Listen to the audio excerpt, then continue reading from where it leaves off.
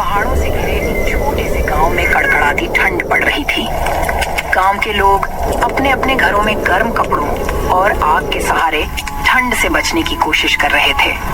यहाँ के गांव के लोग हर साल सर्दियों में कठिनाइयों का सामना करते थे, लेकिन इस बार ठंड बहुत ज्यादा थी और बर्फबारी हो रही थी। उसी गांव के बाहर एक साधु रहते थे। उनकी कुटिया बहुत साधारण थी, जिसे उन्होंने खुद लकड़ी और पत्तों से बनाए थे। गांव के लोग कभी कभी उनके पास जाते थे, लेकिन इस बार ठंड के कारण सबने उनसे दूरी बना ली थी। साधु का स्वभाव बहुत दयालु था और वे हमेशा दूसरों की मदद के लिए तत्पर रहते थे। वह साधु कड़कड़ाती ठंड में सहायता मांगने गांव में आते हैं।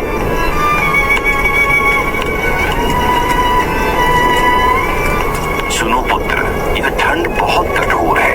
मेरी कुटिया में आग जलाने का कोई साधन नहीं है। अगर आप सभी थोड़ी मदद करें, मुझे थोड़ा खाना या कोई पुराना गर्म कपड़ा दे दो, तो मैं यह ठंड सहन कर सकता हूँ।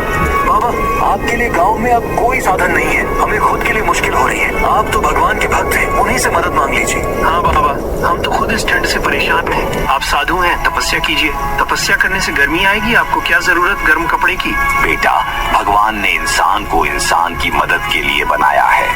अगर आप एक दूसरे की मदद नहीं करेंगे तो यह जीवन किस काम का है? कृपया मुझे पुराने ही सही, पर मुझे गर्म कपड़े दे दो। साधु के लाख कहने पर उनकी कोई मदद नहीं करता। गांव वालों पर साधु की बातों का कोई असर नहीं हुआ। सबने अपने अपने काम में ध्यान लगाना शुरू कर दिया। साधु निराश होकर अपनी कुटिया लौट जाते हैं। उनकी कुटिया में बहुत ठंड थी। उन्होंने ध्यान लगाने की कोशिश की, लेकिन ठंड इतनी अधिक थी कि उनका शरीर ठंड से जकड़ने लगा था। उनके पास केवल एक पतला चादर था, जो ठंड से बचाने में असमर्थ था। किसी तरह वह दिन गुजारते हैं, लेकिन रात को ठंड और बढ़ गई। हवा के साथ बर्फीली बूंदें गिरने लगीं। साधु ने अपने आखिरी समय में प्रार्थना किया, हे भगवान, इन गांव वालों को सद्बुद्धि देना। मैं तो आपके पास आ रहा हूँ। साधु महाराज इतना कहकर ठंड के कारण मर जाते हैं।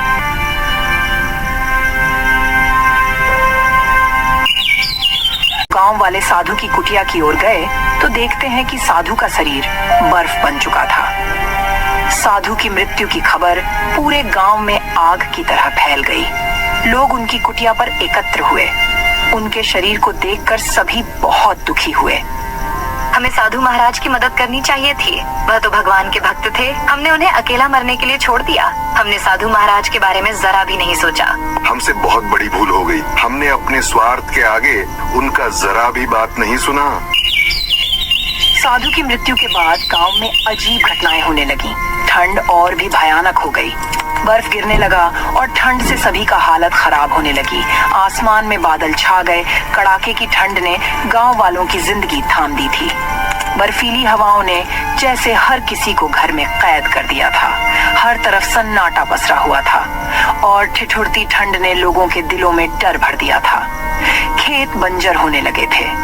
इस सर्द मौसम ने मानो हर किसी की जिंदगी थाम दी थी और लगातार बारिश होने लगी। गांव के खेत बर्बाद हो गए। इस ठंड ने तो सच में हद पार कर दी है। सुबह से ही हाथ पैर सुनन हो जाते हैं। घर में चूल्हा जलाना तो दूर, आग जला लगता है इस बार ठंड का कहर जान लेकर ही मानेगा। दूसरी तरफ एक बूढ़ा आदमी अपनी बेटी जूली के साथ रहता था। ठंड में उसके लिए घर चलाना मुश्किल हो रहा था, लेकिन जब तक वो ठंड बर्दाश्त कर पा रहा था, तब तक वो मेहनत कर रहा था। पिताजी, इतनी ठंड में आप खेत क्यों जाते हैं? देखिए ना, आपका चेहरा लाल हो गया है और हाथ पैर भी ठिठुर गए हैं। अगर आप बीमार पड़ गए तो हमारा क्या होगा? आपको अपना खुद का ख्याल रखना चाहिए। ये ठंड बहुत खतरनाक है पिताजी। बेटी, मैं भी जानता हूँ कि ये ठंड कितनी मुश्किलें खड़ी कर रही है, लेकिन अगर मैं खेत में काम नहीं करने जाऊँगा तो हम खाएंगे क्या? घर में कुछ बचा नहीं है। ये खेत ही हमारी रोटी का सहारा है। ठंड चाहे कितनी भी कड़ी हो, मुझे काम करना ही होगा। अगर मैं हार मान जाऊंगा तो तुम्हारे भविष्य का क्या होगा? लेकिन पिताजी, क्या कोई और तरीका नहीं है? क्या किसी से मदद नहीं ली जा सकती है? आपकी ये हालत देखकर मेरा दिल टूट जाता है।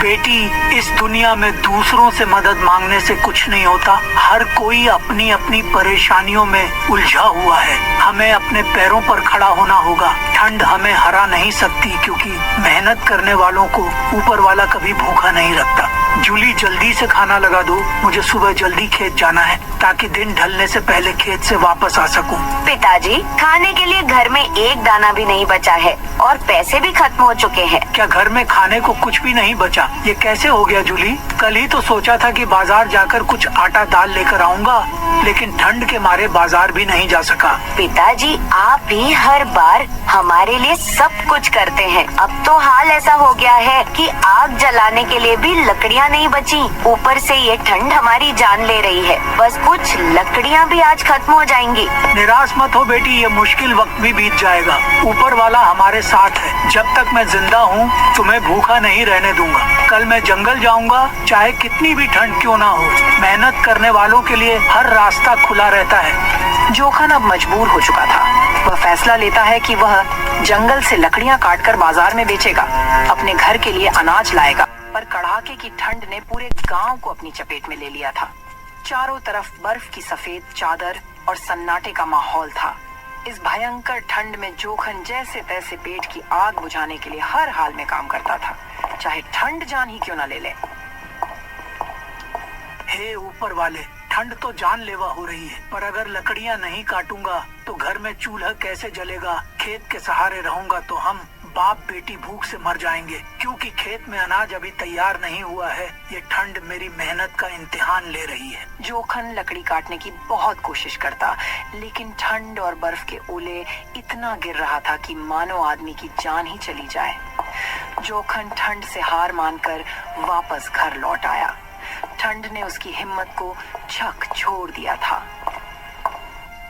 जूली, आज मेरी हिम्मत नहीं हो रही है। ठंड इतनी बढ़ गई है कि लकड़ी काटने का भी मन नहीं कर रहा। पिताजी, तो आप क्या करेंगे अब? मुझे तो कुछ समझ नहीं आ रहा है। कल फिर से जंगल जाऊंगा, लेकिन आज के लिए मुझे सेठ धनराज से कुछ पैसे उधार लेने होंगे। पिताजी, आप ये क्या कह रहे हैं? सेठ धनराज? वह तो बहुत दुष्ट किस्म का सेठ है। आपने देखा नहीं, कुछ दिन पहले एक साधु उसके पास आए थे मदद मांगने, लेकिन वह उनकी मदद नहीं की और उनका मजाक बना के उन्हें अपने दरवाजा से भगा दिया था। और कोई गांव वाला उनकी मदद नहीं की, जिसके कारण साधु की मृत्यु हो गई थी। इस दुनिया में कोई किसी का नहीं होता। हाँ बेटी, तुम सही कह रही हो, मगर मेरे पास और कोई उपाय भी तो नहीं। तुम सही कह रही हो, मगर मेरे पास और कोई उपाय भी तो नहीं है।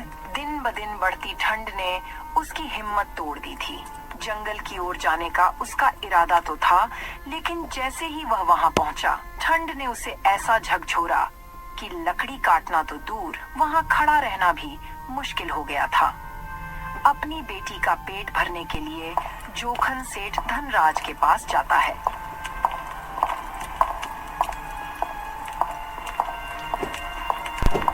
सेठ जी, मुझे कुछ पैसे उधार चाहिए।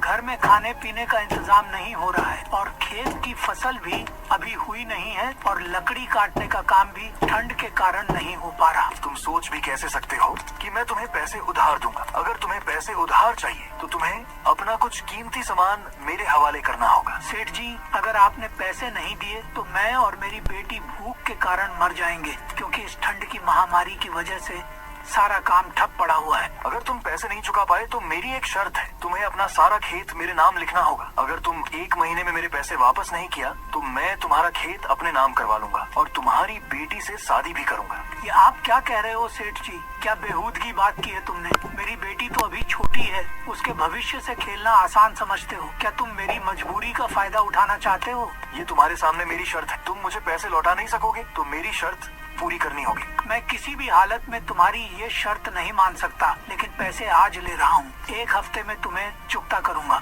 याद रखना, ऊपर वाला है, सब देखता है। जोखन पैसे लेकर गुस्से में वहाँ से चला जाता है।